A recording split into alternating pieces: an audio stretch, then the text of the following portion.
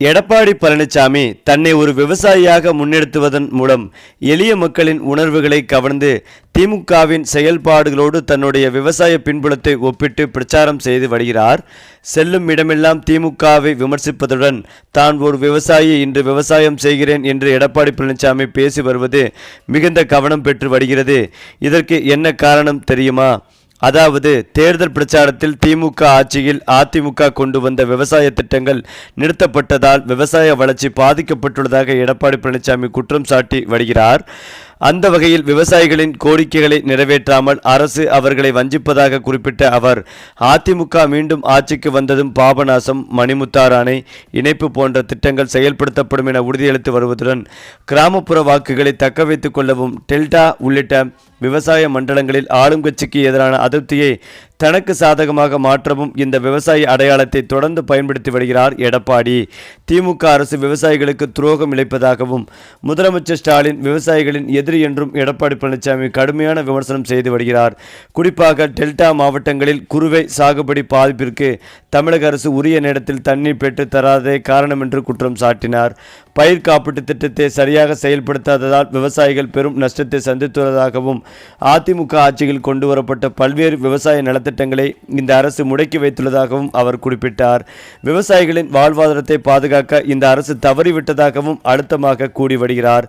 நேற்றைய தினமும் தேனி மாவட்டம் ஆண்டிப்பட்டியில் தேசிய ஜனநாயக கூட்டணி வேட்பாளர்களை ஆதரித்து அதிமுக பொதுச்செயலாளர் எடப்பாடி பழனிசாமி தீவிர வாக்கு சேகரிப்பிலும் ஈடுபட்டார்.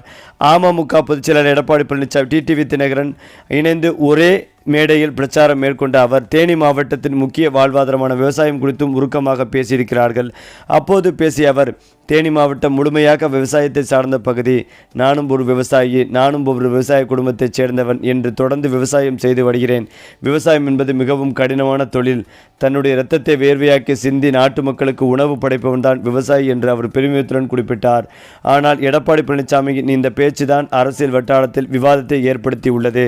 காரணம், அவர் தன்னுடைய வேட்புமனுவில் தனக்கு விவசாய நிலங்கள் இருப்பதாக குறிப்பிட்டிருந்தாலும் அவரிடம் சொந்தமாக நிலம் இல்லை என்றும் நிலமே இல்லாத ஒருவர் என்றும் விவசாயம் செய்கிறேன் என்று கூறுவது முரணானது என்றும் விமர்சனங்கள் எழுந்துள்ளன. எடப்பாடி சமர்ப்பித்திருந்த பிராமண பத்திரத்தில் அவருடைய மனைவி ராதாவிடம் 1 லட்சம் ரூபாய் ரொக்கம் உள்ளது.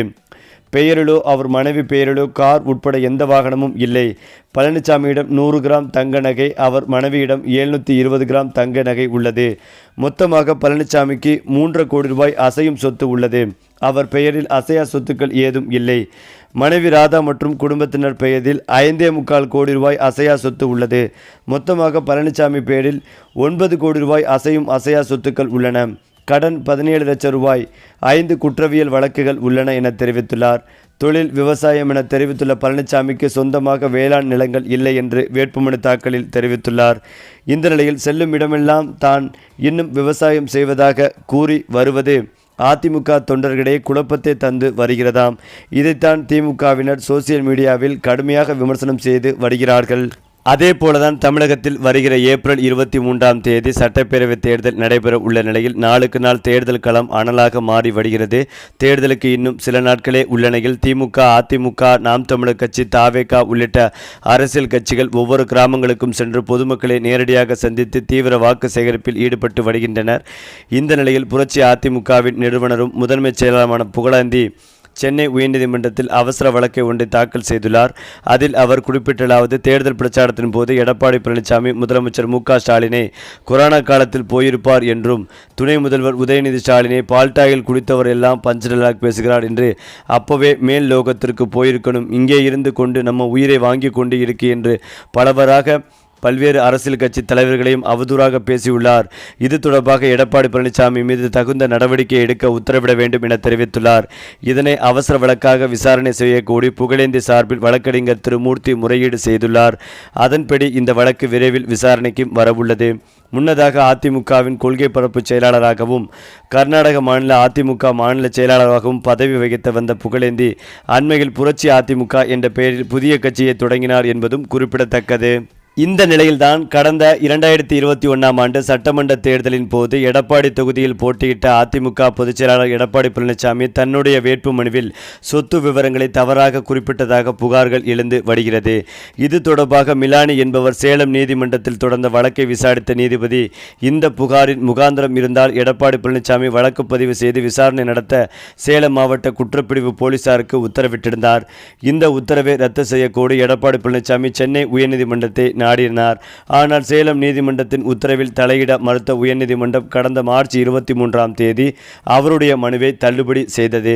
மேலும் காவல்துறை விசாரணைக்கு எடப்பாடி பழனிசாமி முழு ஒத்துழைப்பு அளிக்க வேண்டும் என்று உயர்நீதிமன்றம் கராராக உத்தரவிட்டது. உயர்நீதிமன்றத்தின் இந்த அதிரடி தீர்ப்பு அதிமுக வட்டாரத்தில் பெரும் பரபரப்பை ஏற்படுத்தி வருகிறது.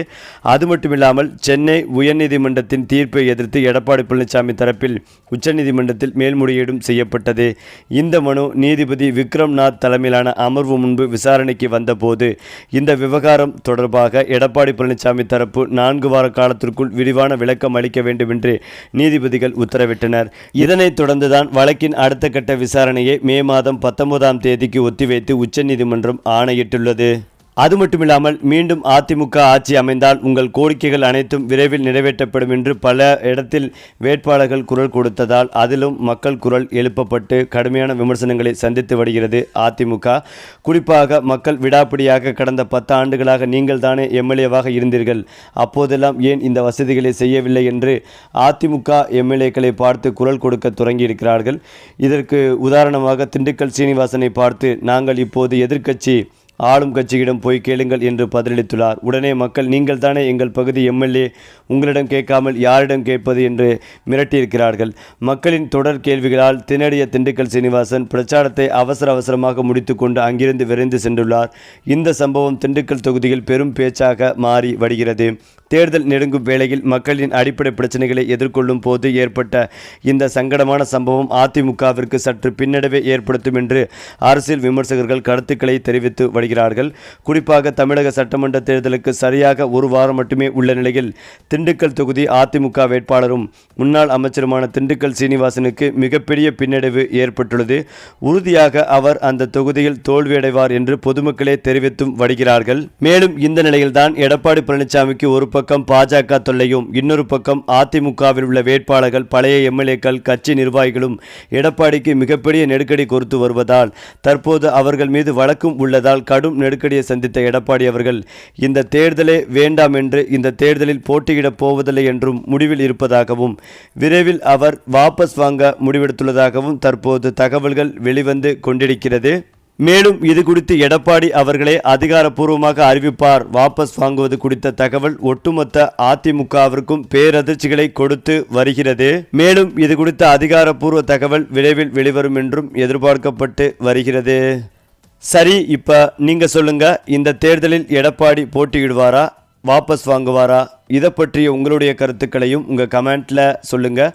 மேலும் இந்த வீடியோ உங்களுக்கு பிடித்திருந்தால் லைக் பண்ணுங்கள், ஷேர் பண்ணுங்கள், மறக்காமல் நம்முடைய சேனலை சப்ஸ்கிரைப் பண்ணிக்கங்க.